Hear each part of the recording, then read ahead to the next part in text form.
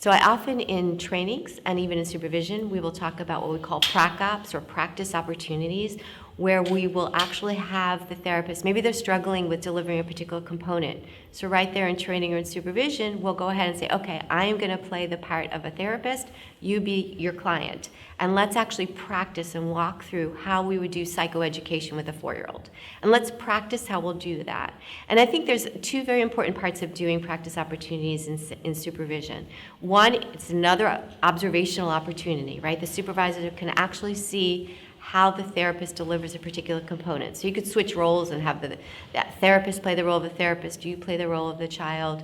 So you could watch and observe. It's a behavioral rehearsal is another term that's often used. And so we're giving another opportunity for the supervisor to see how the therapist delivers a component. That's important. It also is a way to help the clinician practice what they would do in therapy. And if you think about a medical model, we would never have a physician or a new doctor or resident or medical student just walk in and perform a procedure on a patient without practicing it first. Yet in the mental health field, we often do that. We often have the first time that you do something be in the room with the patient or with your client.